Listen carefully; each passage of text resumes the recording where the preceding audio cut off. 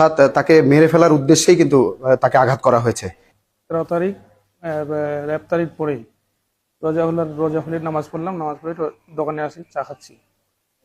চা খাওয়াচ্ছি আর ইতিমধ্যে আমাদের একটা হিন্দু বস্তির একটা মাস্টার, চাচা দিলীপ মাস্টার, উনি আমার পাশে আসে বসে বললো যে চাচা এরকম এরকম ব্যাপার, আপনাদের তো সংসদ অধিবেশন, প্রথম অধিবেশন হয়ে গেল আজকে। তে আমি বললাম তো হ্যাঁ চাচা হয়ে গেল। উনি তখন বলতেছে যে ডেপুটি স্পিকার স্পিকার তো হয়ে গেল, হ্যাঁ চাচা হয়ে গেছে নির্বাচিত। উনি শুধু বললো যে একটু গ্যামজাম হয়েছিল। আমি বললাম হ্যাঁ চাচা একটু প্রথম অধিবেশনে ওরা লোকাট করছিল, করে বাইরে চলে গেছিল, এটা একটু মানে খারাপ হয়েছে। এভাবে বলার পরে আমি বললাম খালি শুধু যে জামাতের কথা বলছি, জামাতের লোকগুলো ছিল এরাও বাইরে গেছে, শিবির ছেলেগুলো ছিল একটু উত্তেজিত হয়েছিল।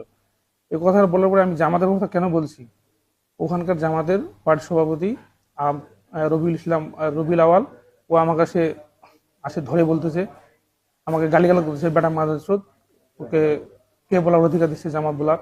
জামাতের কথা বলতে হলে তোমার অতটুকু তোমার ইয়ে আছে, যোগ্যতা আছে, তুমি বিএনপি করো না কি করো, তোমাকে দেখার কোনো টাইম আছে? এভাবে বলে ওর ভাই আসলো, স্বাস্থ্য ভাইটা আসলো, জামাতের একজন সদস্য, ও আমাকে বলতেছে এই ওকে ধরে, ও বাড়ে গেছে খুব। আমাদের নির্বাচনের পরের দিন থেকে, নির্বাচনের দিন থেকে ওরা আমাদেরকে হেভি চালাচ্ছে, আমরা বলে জ্বালাচ্ছি। উনি বলতেছে যে, আমি বললাম যে কেন, কি জ্বালাচ্ছে, আমরা ওখানে ওয়ার্ডে ফাঁস হয়েছি, আমাদের কেন্দ্রে ফাঁস হয়েছি এই জন্য। ও বলতেছে না, তোরা খুব বাড়ে গেছিস, তোদেরকে মেরে ফেলতে হবে, তোরা তোরা বিএনপি করার সাহস কোথায় পেলে চন্দন শহরে, এভাবে বলছে। আমি বললাম যে কি, আমরা আমরা বিএনপি করবো, তোমরা তোমার দল করবে, আমরা আমার দল করবো। এভাবে বলার পরে ও আমাকে একজন এসে ধরে ধাক্কা দিছে। ধাক্কা দেওয়ার পরে আমি দোকানে পড়ে গেছি, দোকানের একটা ওই গ্লাস ভাঙে গেছে।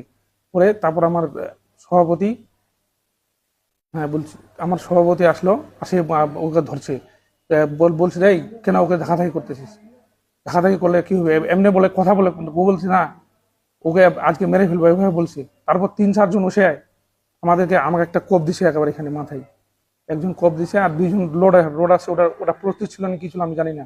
আসে ওর আরিফুল ইসলাম, ওর যুবদলের সভাপতি, ওকে কাছে একটা বাড়ি দিছে।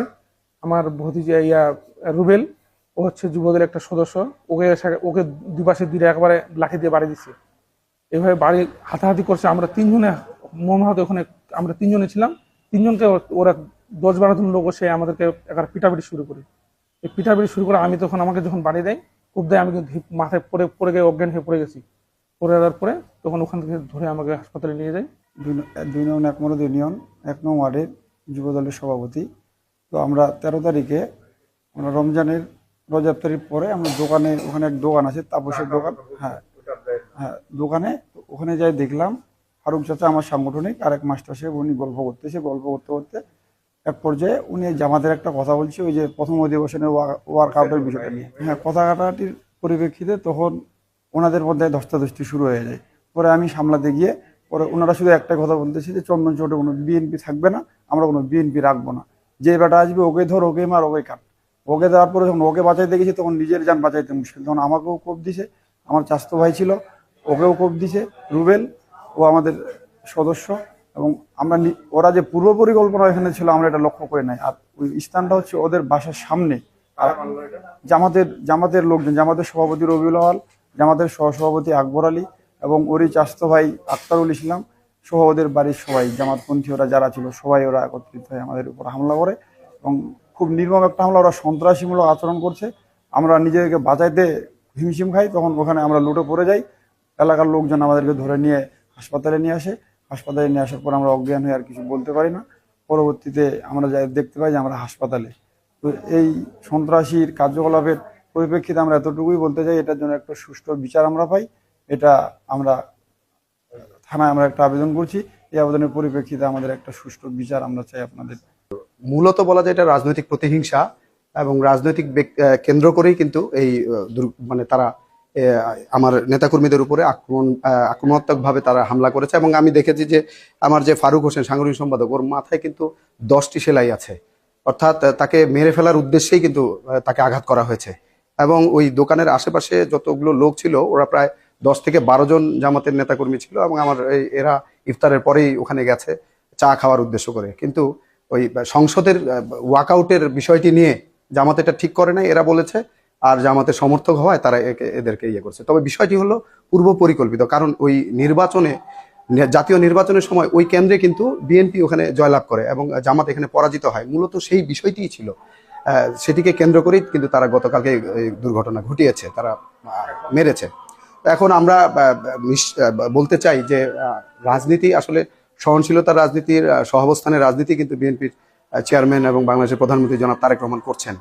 কিন্তু এর অর্থ এই নয় যে আমাদের নেতাকর্মীদের উপরে অন্যায়ভাবে আক্রমণ তারা করবে এবং আঘাত করবে, মেরে ফেলার উদ্দেশ্যে তাদেরকে আক্রমণ করবে, এটা কিন্তু কোনোভাবে মেনে নেওয়া যায় না।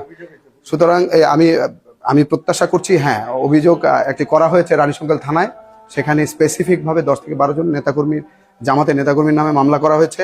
আমি প্রত্যাশা করছি রানীশঙ্কল থানার ওসি সাহেব সহ ওখানকার পুলিশ কর্মকর্তা অনতি বিলম্বে তাদেরকে, এই আসামিদেরকে যারা আমার নেতাকর্মীদেরকে আঘাত করেছে তাদেরকে গ্রেপ্তার করবে এবং আইনের আওতায় তাদেরকে সুপর্দ করা হবে।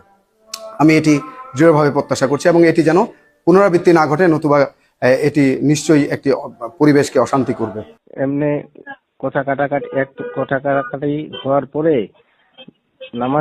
নামাজের টাইম হয়ে আমরা সবাই এশার নামাজ পড়তে গেছি।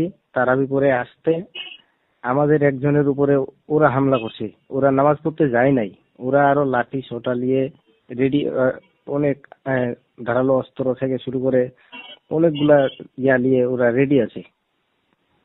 তো আমাদের এক ভাই যে হাসপাতালে ভর্তি আছে, ওই ভাই ছিল সামনে, মানে ও বাসায় যাচ্ছিল, ওকে রাস্তায় ধরে পিটাইছে, কুপাইছে।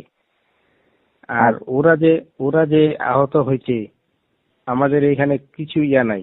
ওরা যে কেমনে হয়েছে, কিভাবে হয়েছে, এটা আমরা এখনো বোধগম্য নই।